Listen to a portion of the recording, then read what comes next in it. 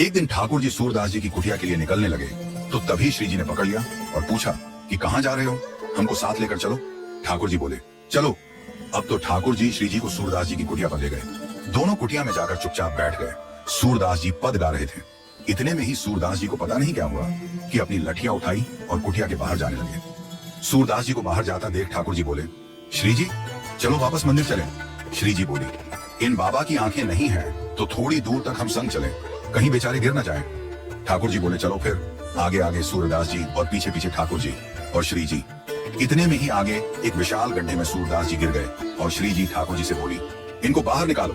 ठाकुर जी ने आवाज लगाई बाबा बाबा। सूरदास बोले हाँ भैया कौन है, जो भी हो मुझे बाहर निकालो। ठाकुर जी बोले मैं निकाल रहा हूँ बाबा, मैंने अपना पटका फेंको है नीचे, आप उसको पकड़ो और मैं ऊपर खींच लूंगा। सूरदास जी ने जैसे ही पटका पकड़ा, पटके में से इत्र की सुगंधी सूरदास जी को आई और ये वही सुगंधी थी जो आज राजभोग में गोसाई जी ने ठाकुर जी को पराई थी।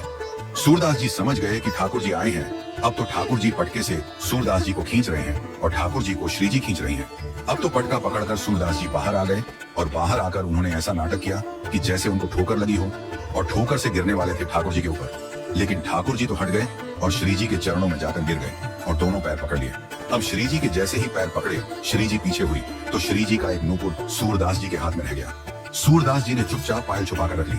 अब तो ठाकुर जी के साथ श्री जी जैसे चलने लगी तो श्री जी बोली मेरी एक पायल रह गई, उसको लेकर आओ। ठाकुर जी बोले मैं दूसरा बनवा दूंगा। श्री जी बोली दूसरा नहीं, मुझको तो वही चाहिए। ठाकुर जी लौट करके आए, बोले बाबा मेरे संग मेरी एक सखी आई, उसकी एक पायल गिर गई, आपने देखी क्या? सूरदास बोले एक पायल है तो सही मेरे पास। और जैसे ही सूरदास जी ने पायल दिखाई, ठाकुर जी बोले हाँ बाबा यही है वो पायल। इतने में सूरदास जी ने पायल छुपा ली और बोले मैं कैसे मानूं कि ये तुम्हारी ही है, कहीं मैंने आपको दे दी और फिर कोई आगे हो तो मैं असमंजस में पड़ जाऊंगा, पहले साबित करो कि ये आपकी ही है।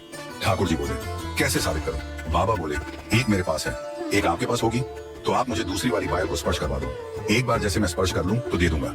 अब यहाँ श्री जी भी समझ गई कि सूरदास जी को पता तो चल गया है। फिर तो श्री जी बोली बाबा ले स्पर्श करके देख ले, मैंने ही पहन रखी है। जैसे ही सूरदास जी ने स्पर्श करके देखी और बोले लाओ दूसरा चरण दो, श्री जी ने अपना दूसरा चरण आगे किया तो वो पायल श्री जी को पहना दी और सूरदास जी ने दोनों चरण पकड़ ली। बोले अब नहीं जाओगे, अब तो मुझ पर कृपा करो।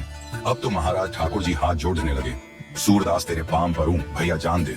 गोसाई जी बहुत नाराज होंगे। बोले ऐसे कैसे जान दो? बोले आज दोनों युगल पधारे हो, कृपा करो मेरे दोनों नेत्र प्रदान करो, आपके दर्शन करने की इच्छा है मेरी। श्री जी ने तुरंत सूरदास जी के नेत्रों पर हाथ फेर दिया और जैसे ही नेत्र खोल करके देखा तो सूरदास जी को प्रिया प्रीतम के दर्शन हो गए।